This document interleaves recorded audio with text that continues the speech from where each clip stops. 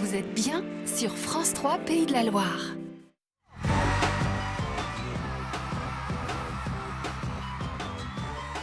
Outkast, groupe de hip-hop américain originaire d'Atlanta, et figurez-vous que cette chanson a été classée parmi les 500 meilleures chansons de tous les temps par le magazine américain Rolling Stone. C'est pas mal pour commencer la semaine. En parlant de semaine qui commence, eh bien, un petit coup d'œil sur la météo qui nous attend. Quelques nuages cette semaine et du soleil. C'est un peu à l'image de la météo de la journée d'aujourd'hui. Voyez, regardez cette webcam située du côté de Cordemais, en Loire-Atlantique, entre Nantes et Saint-Nazaire. C'est effectivement une belle météo avec un soleil qui s'approche là et un beau ciel bleu. Quelques nuages, ouais, c'est un peu à l'image de la météo effectivement de cette semaine. On nous annonce des températures sur la région aujourd'hui de 7 degrés à Pré-en-Paille, dans le nord de la Mayenne, à 12 degrés à Fontaine-le-Comte dans le sud Vendée, 10 à Angers et 11 à Nantes. Tous les détails sur notre site internet de France 3 Pays de la Loire pour cette météo du jour. Regardez, vous retrouvez ces détails effectivement concernant cette météo ensoleillée avec quelques nuages pour cette journée à l'image de la météo de la semaine, vous disais-je à l'instant. C'est lundi, c'est pas grave, on est ensemble jusqu'à 10h45, posez tout.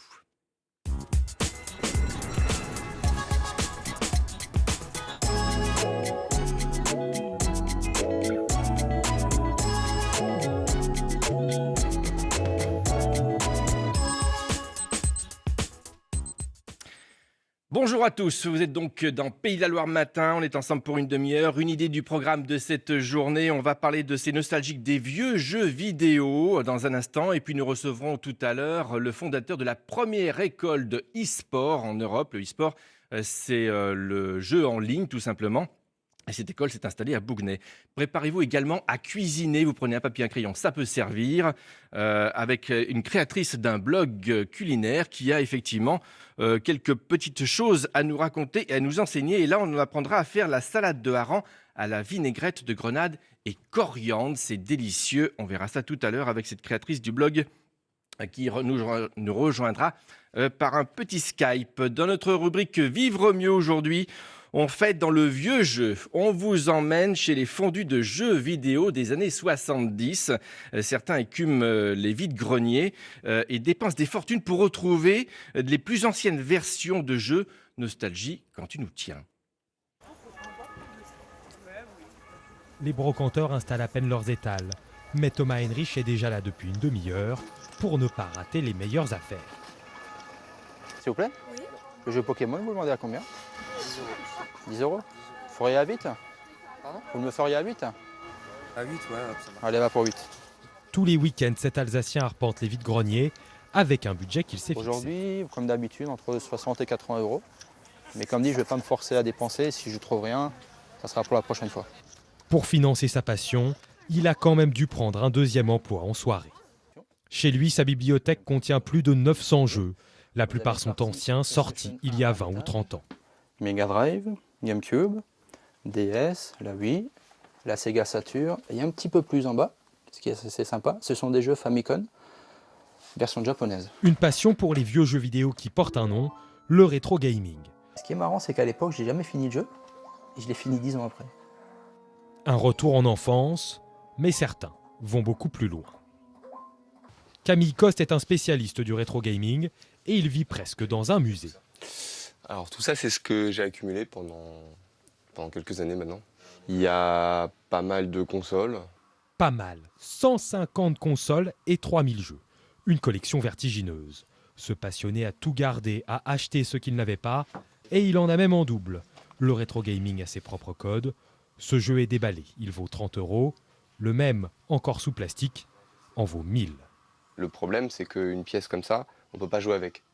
Si je l'ouvre, elle vaut 30 euros. C'est comme ça. Des jeux qui prennent de la valeur, mais la pratique et la pause devant la télévision n'ont pas beaucoup changé. Même plus besoin de mettre un franc dans la fente, les machines à jouer chez soi sont intégrées ou couplées avec le téléviseur. Le petit écran se transforme en terrain de football ou en cours de tennis. Les anciens jeux vidéo deviennent des reliques. À Lichfield, en Angleterre, la nostalgie est telle que les vieilles consoles, on les a fait refabriquer.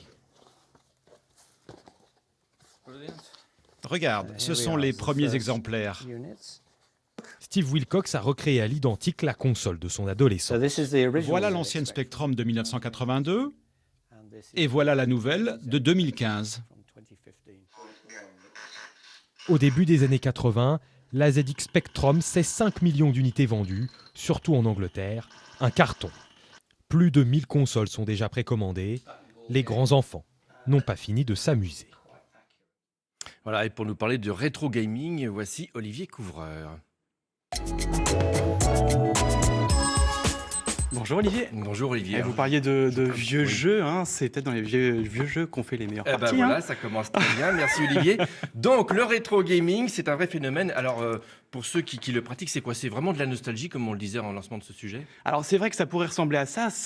En fait, c'est peut-être d'ailleurs le cas pour certains rétro gamers qui n'hésitent pas à troquer leur console de nouvelle génération, de dernière génération, pour des vieilles machines qui leur rappellent peut-être leur enfance, hein, les NES, Super NES, Mega Drive. Je ne sais pas si ça vous dit quelque chose. Oui, c'est ancien, Olivier, ça, ouais. c'est ancien, mais justement, c'est ça le rétro.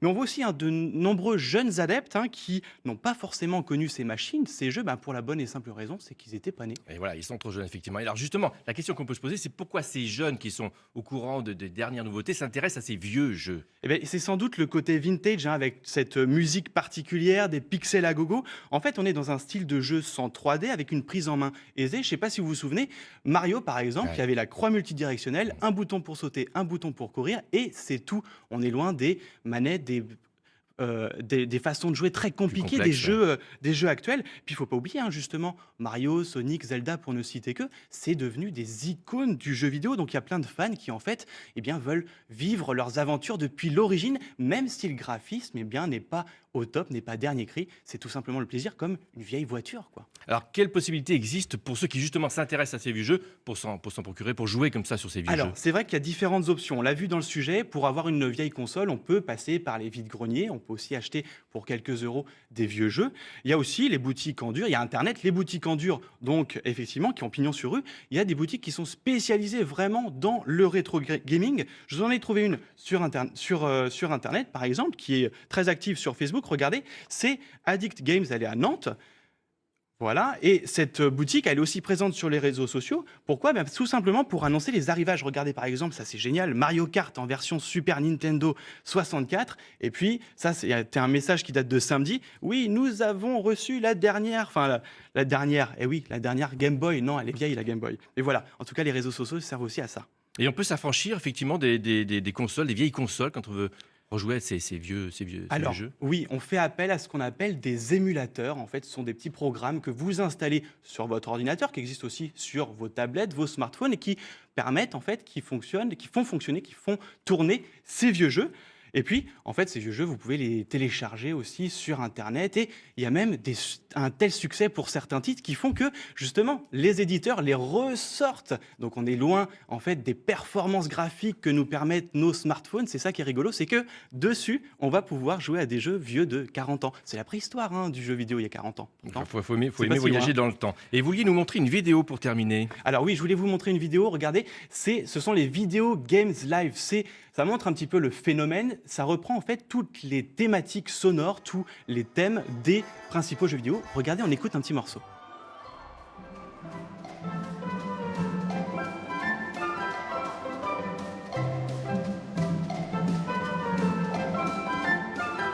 Voilà, vous avez reconnu Olivier, Super Mario. Oui, ça, effectivement, on connaissait Super Mario, cette, donc repris avec un orchestre philharmonique. Il y a une grande tournée mondiale. Ce sont les Video Games Live. Ils en font tous les ans à peu près. Et c'est un vrai succès. Il y a les musiques de Tetris, Zelda. Voilà, on revit en fait via la musique tous ces grands hits du rétro gaming. Merci Olivier pour ce voyage dans le temps. Alors là, on va revenir à l'actualité avec l'info du jour sur France 3 Pays de la Loire. C'est à midi 19h et dans le Soir 3 pour savoir ce qu'il y aura dans le JT d'aujourd'hui. Eh bien, voici Virginie Charbonneau. Bonjour Virginie. Bonjour Olivier, bonjour à tous. Le week-end a été bon? Excellent, j'espère pour vous aussi. Parfait. De quoi on parle aujourd'hui dans le journal régional de France 3 Pays de la Loire? On va parler de la grève des contrôleurs aériens qui ne touche pas de façon directe l'aéroport, les contrôleurs forcément nantais, mais qui a des répercussions sur les vols à Nantes-Atlantique. 16 vols sont annulés ce matin. Il y en a eu aussi hier. Des personnes qui sont bloquées depuis 24 heures à l'aéroport de Nantes-Atlantique. Il passe pas un bon week-end. C'est pas terrible. Des annulations de vols aujourd'hui vers Nice, vers Orly, vers Dublin notamment. Et voilà, on ne sait pas exactement quand ça va rentrer montrer tout ça dans l'ordre. On y reviendra dans notre journal de midi et puis ce soir pour faire le point sur le prolongement éventuel de ce mouvement. On parlera également de sport, bien sûr, avec une très large place, presque la moitié de notre journal, c'est midi, consacré au sport, parce qu'il y a beaucoup d'actualités autour du handball, autour du foot. On a pas mal d'équipes de haut niveau aussi dans la région. Exactement, autour du hockey aussi, puisqu'on va dire que les Ducs d'Angers se sont qualifiés hier pour la finale des playoffs de la Ligue Magnus. Au bout du bout, au bout du 7e match contre Épinal, au bout de prolongation, donc il a vraiment fallu l'arracher cette victoire. Ils joueront contre Rouen en finale. Et puis on reviendra bien sûr sur l'anneau de Jeanne d'Arc qui est revenu hier au Puy du Fou avec des milliers de personnes pour assister dans une cérémonie assez grandiloquente dans cet espace du Puy du Fou. C'est presque un feuilleton, cet anneau de Jeanne d'Arc. Et c'est peut-être pas fini puisque l'Angleterre le réclame. Paraît-il, effectivement, oui. Effectivement. On en parlera dans l'instant. Philippe de Villiers n'est pas prêt à le laisser partir. Je pense qu'il va se battre, effectivement. Je pense. Merci Virginie. Merci, on vous Olivier. retrouve à midi donc, pour l'édition À tout à régionale l'heure. des Pays de la Loire, de France 3 Pays de la Loire. Un mot de météo encore, et je vous remonte à nouveau cette image de la webcam de Cordemais entre Nantes et Saint-Nazaire. On a une très belle vue sur la Loire. Et effectivement, c'est la météo qui nous attend un peu pour cette semaine, avec quelques nuages et un beau soleil tout de même.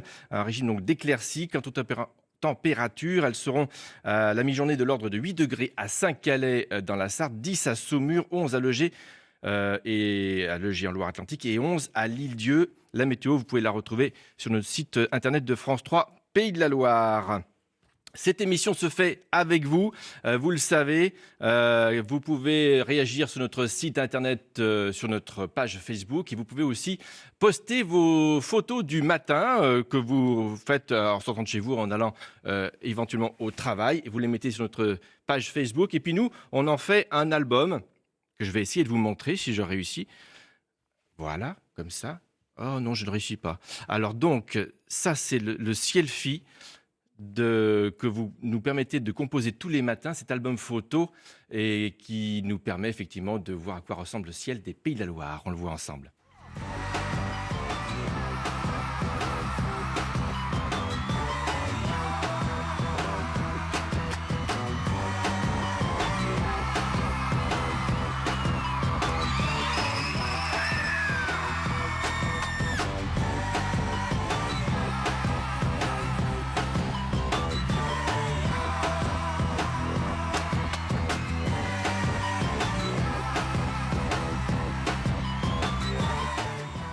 Et pour ce Ciel-Fi, on doit remercier Laura et Anthony d'Angers, Grégory et Didier de Noirmoutier, Daniel de Mauves-sur-Loire, Elisabeth d'Herbignac et Damien de La Roche-sur-Yon. Notre histoire du jour, on l'a trouvée ce matin sur la page web du Maine Libre. C'est un portrait surprenant, celui du facteur de Château du Loir. Il s'appelle Richard Harvey, il a 43 ans et en fait, on devrait prononcer Richard Harvey, puisque Richard est anglais. C'est un grand homme de lettres, pourrait-on même dire, puisque Richard Harvey mesure 2,06 m. Il arrive de Sheffield, où il était chauffeur-livreur. Portrait à découvrir sur le site web du Maine Libre et plus en détail dans la version papier du jour. Innovation dans cette émission du lundi matin, comme chaque semaine. Et dans cette rubrique, on a fait la connaissance d'une entreprise qui a voulu améliorer le quotidien des handicapés. Coup de projecteur sur cette entreprise spécialisée dans l'appareillage orthopédique sur mesure et notamment sur les fauteuils roulants. C'est à Saumur. À Saumur, c'est l'histoire d'une rencontre entre Serge Klipfel, concepteur de son propre fauteuil roulant, et d'une entreprise, G2M, spécialisée depuis 70 ans dans le matériel orthopédique. Ensemble, ils fabriquent des fauteuils tout-terrain, bien éloignés du fauteuil traditionnel. Ouais, au départ, je suis parti vraiment sur mon besoin personnel. C'était assez égoïste, la manière de réfléchir à ça, mais bon, j'avais pas d'ambition commerciale au départ de mon idée. À la base, moi j'ai passé 3 ans dans un fauteuil classique qui m'apportait beaucoup de galères de franchissement et d'inconfort aussi. Donc le premier fauteuil, je l'ai fait pour moi. Moi j'ai plutôt voulu avoir un fauteuil qui me supporte, donc où je suis sur un fauteuil et pas dans un fauteuil. Et ce qui apporte une architecture plus discrète et plutôt compacte par exemple pour passer des portes.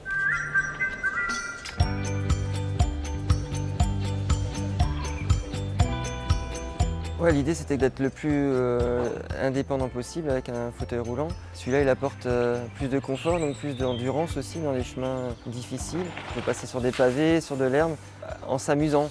plus qu'en galérant. Je me sens pas handicapé, je me sens pas malade surtout. Donc je me sens en pleine possession de mes moyens pour avancer et donc avoir une vie comme tout le monde. Ce qui m'importe le plus aujourd'hui, c'est de pouvoir montrer une image d'une personne handi qui s'en sort bien et qui a envie de vivre. Quelque chose de constructif.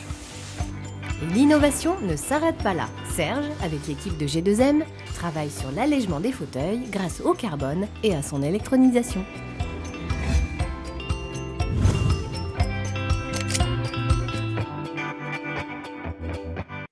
G2M, entreprise installée du côté de Saumur dans le Maine-et-Loire. Autre innovation dans cette émission, on revient sur cette thématique évoquée en début d'émission, mais là on fait un bond dans le temps. On parle des jeux en ligne. Avec nous, Fabien Goupillot. Bonjour Fabien. Bonjour. Vous êtes créateur de la première école du e-sport. Alors, une définition du e-sport. Alors, le e-sport, en fait, c'est le sport électronique, donc les jeux vidéo en version professionnelle. Et il y a des métiers, il y a plein de métiers qui gravitent apparemment autour de cette activité. Ah, on vous a perdu, Fabien. C'est dommage, vous qui êtes un spécialiste des techniques d'actualité, des techniques modernes. Est-ce qu'on peut essayer de vous retrouver, Fabien Goupillot? Vous êtes donc le créateur de cette école e-sport installée du côté de Bougnay, en Loire-Atlantique, près de Nantes. Et c'est une école spécialisée donc dans tous ces jeux qui gravitent autour de ces jeux en ligne. Et vous me disiez tout à l'heure, quand on a préparé cette émission, qu'effectivement, il y avait pas mal de métiers qui gravitent autour de cette activité. Vous êtes là, Fabien? Non, vous avez perdu à nouveau. On vous recherche pendant ce temps-là. Je suis en train d'expliquer ce que c'est que le e-sport. Voilà, c'est ces jeux en ligne, effectivement. Et il y a pas mal de jeux, de métiers qui existent. Entraîneurs, joueurs, créateurs d'événements. Et ça, donc, c'est une école où on aborde un peu tous ces métiers. Où Ah, voilà, je vous retrouve, Fabien. Bonjour. Bonjour, Fabien. On a été coupé. Vous essayez de rester avec nous, parce que moi, je ne vais pas pouvoir tout dire tout seul. Donc, je disais qu'il y avait pas mal de métiers, effectivement, qui gravitent et que vous abordez dans cette école, c'est ça? Tout à fait, oui. Donc en fait, il faut savoir que le panel e-sport en fait est assez large.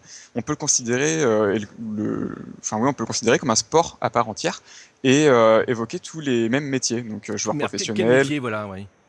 Voilà, donc joueurs professionnels comme les sportifs professionnels, les coachs, les managers, les entraîneurs, tout ce qui est organisateur d'événements, tout ce qui est dans la communication autour. Vraiment, on peut distinguer tous les mêmes métiers. Et alors vous, en quelques mois, vous abordez tous ces métiers? Alors en fait, en 3 mois, on aborde les bases de tous les métiers, on fait une présentation en fait succincte de tous les métiers, et après, en 6 mois, nos élèves choisissent une spécialisation et se forment à un métier en particulier. Et ce sont des intervenants qui viennent les voir dans votre école à Bougnay? Tout à fait, ouais. Donc ce sont des intervenants professionnels qui viennent donc, par semaine complète donner des enseignements. Et effectivement, on peut en vivre de ces jeux. Il y a des salaires quand même, je dirais, raisonnables dans ces jeux, dans ces matières-là? Oui, alors de plus en plus, vous m'auriez posé la question il y a quelques années, je vous aurais dit non.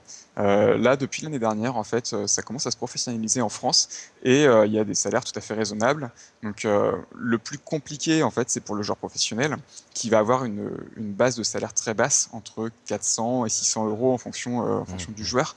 Mais derrière, à chaque fois qu'il remporte une compétition, il touche un cash prize, donc un prix. Et c'est ce qui va être en complément de son salaire. Et là, en fait, ça peut monter très très vite. Donc là, c'est la première année, première promotion. Quel niveau d'études vous réclamez pour entrer dans cette école? Alors, on ne demande pas vraiment de niveau d'études. C'est en fonction des motivations et du projet professionnel de l'étudiant. On a eu, donc là, pour cette première année, un peu plus de 100 demandes. On a jugé vraiment sur la culture générale, la culture du milieu du e-sport et sur le projet professionnel. Merci Fabien. Donc je rappelle, vous êtes le fondateur de la première école du e-sport. C'est à Bougnay, près de Nantes. L'adresse de cette école? 4 rue Albert Einstein à Bougnay. esportacademy.com. Merci Fabien. On Merci reste beaucoup. sur le e-sport, une autre forme de e-sport avec Christophe Turgis pour l'instant web.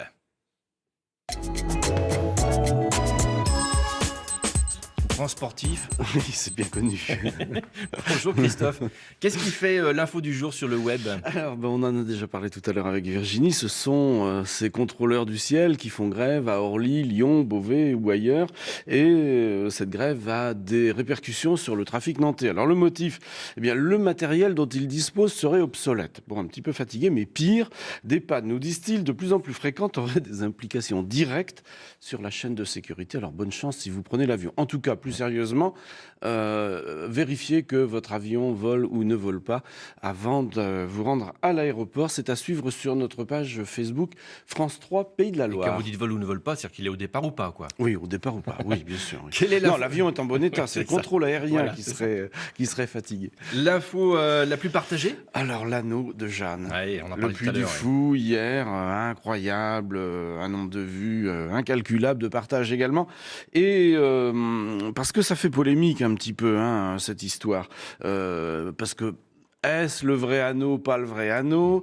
Les experts ne sont pas unanimes sur la chose. Philippe de Villiers, lui, n'a aucun doute. Il est absolument certain de l'authenticité de l'objet. Et tout allait pour le mieux dans le meilleur des mondes. Vendéen, quand patatras, les Anglais disent non, non, non, c'est un bien national. Il doit revenir en Angleterre. Philippe de Villiers ça, ils nous l'ont n'est pas brûlé, puis d'accord. maintenant ils vont nous prendre Oui, ses bijoux. voilà, ils nous prennent le pognon et puis il faut rendre le truc après. Alors en attendant, sur Facebook, il y a des réactions. Hein. Ah ouais, surtout les plus sceptiques. Hein. Alors Fifou surtout, ne regarde pas, ton cœur vendéen va saigner. Nous avons Rachel qui nous dit mettre autant de fric dans un anneau, du grand n'importe quoi. Voilà. Claudine, les légendes ont la peau dure et l'histoire en est pleine et arrangée par certains. Et Dalila, heureusement que le ridicule de ces réécritures villiéristes de l'histoire ne tue pas. Je vous ai épargné les plus sanglantes, hein, quand même. C'est vrai, il y en a quelques-unes qui cartonnent. Voilà, c'est à suivre sur notre page Facebook France 3 Pays de la Loire. Avoir une vidéo virale, c'est laquelle aujourd'hui? Alors la vidéo du jour, c'est une histoire de petits serpents à deux têtes. Un joli petit serpent, orange et blanc. Alors c'est une anomalie de la nature, hein, ce sont des choses qui arrivent. S'il a été trouvé dans un élevage de serpents. Alors ce qui est rigolo, c'est que les deux têtes n'ont pas forcément les mêmes besoins en même temps. Là, il y a la tête de droite qui voulait à tout prix aller boire un coup. Donc finalement, au bout d'un moment, la tête de gauche s'est dit, bon, puisqu'il y a de l'eau, buvons. Alors, moins rigolo pour la suite de l'histoire, dans ce serpent ne vivra pas vieux. Parce qu'en général, il y a un cerveau qui décide de bouffer la tête d'à côté. Ah oui. Et le corps, dans ces cas-là, ne s'en remet pas. Le serpent meurt. Voilà. Pour qui sont ces serpents qui sifflent sur vos votre tête? Surtout quand il y en a deux. C'est à voir sur notre page Facebook. C'est, paraît-il, assez fréquent, ces serpents à deux têtes. Et on était heureux de deux l'apprendre. cerveaux. Merci Christophe. Étonnant. Bonne journée. Bonne journée. À vous Fourneau maintenant pour la recette du jour. On se prépare une petite salade et c'est Marie-France Thierry qui nous invite. Bonjour Marie-France. Bonjour à tous. Alors Marie-France, vous êtes créatrice d'un blog de cuisine qu'on aperçoit ici, effectivement. C'est ce blog, il s'intitule Une cuillerée pour papa, des recettes de Vendée et d'ailleurs. Ça veut dire qu'on retrouve la recette du jambon Mojette? Alors, non, la recette du jambon Mojette, elle n'y est même pas. Il y a des recettes de Mojette, mais le jambon Mojette en lui-même, non, il n'y est pas vraiment. Alors mais bon, il y a d'autres recettes vendéennes. Voilà, vous allez nous parler aujourd'hui de la salade de hareng à la vinaigrette de grenade et coriandre. Ça a l'air d'être appétissant, là, cette recette. On commence par quoi? Par s'intéresser effectivement aux grenades? Alors oui, parce que bon, la salade de hareng, c'est un classique dans la cuisine.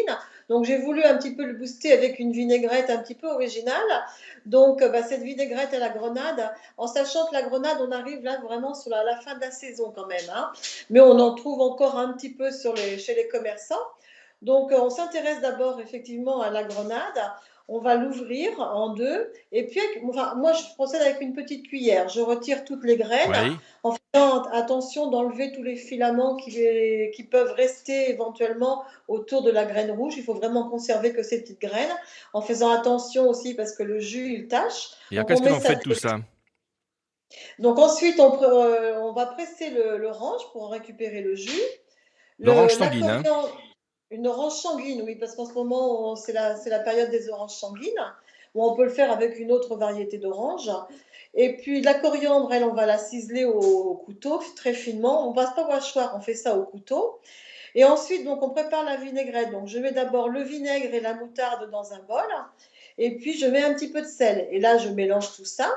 Le sel va se dissoudre dans le vinaigre et avec la moutarde. Ensuite, je rajoute donc de l'huile. Donc, je prends un mélange d'huile d'olive et d'huile de sésame pour avoir un mélange comme ça intéressant. Ou d'huile de noisette aussi, huile de sésame ou huile de noisette. Oui, ça apporte des Et puis, saveurs un peu complémentaires. voilà, je mets le jus de l'orange, j'émulsionne tout ça, et puis après, ben, je vais rajouter une échalote ciselée et puis les graines de grenade. Et comment vous Voilà, pour présentez le hareng terminer. avec tout ça? Alors le hareng, donc le filet de hareng doux, donc je vais le détailler en petits tronçons. Je vais y rajouter de la pomme de terre donc que j'ai cuite à l'eau de manière classique dans une eau salée que j'ai pelée, coupée en petits morceaux. Et puis j'y rajoute une pomme fruit. Donc c'est une salade de hareng, pommes de terre et pommes. Donc Donc sucré j'aime bien la salé. pomme acidulée. Voilà, sucré salé. Et puis je prends une pomme plutôt verte pour avoir un petit peu de Un pour peu un petit côté un d'acidité? petit peu acidulé, un petit peu d'acidité, voilà, pour varier un peu les saveurs. Alors ça, Donc c'était ça donc ferait une salade toute simple et puis rafraîchissante et vitaminée. est-ce qu'on peut mettre d'autres agrumes que cette, orange, sanguine? Alors on peut le faire avec du pomelo, avec du pamplemousse, effectivement, si on veut changer de l'orange, on va mettre les deux, orange, pamplemousse. Mais le pamplemousse, ça serait sympa avec cette salade-là, ça irait avec cette vinaigrette, ça irait très bien avec. Merci. Voilà, ça irait très bien Voilà. avec ce hareng. Merci Marie-France Thierry pour cette recette, Merci à vous. cette salade de hareng à la vinaigrette de grenade et coriandre. On vous retrouve sur votre blog pour cette bonne recette et puis on vous souhaite un bon appétit à tous si vous avez prévu de faire de belles recettes pour ce midi. On se retrouve donc demain à 10h10, 10h15 après pour l'édition du mardi de Pays de la Loire matin. Tout de suite, midi en France et puis tout à l'heure à midi, le journal régional. À demain, bonne journée.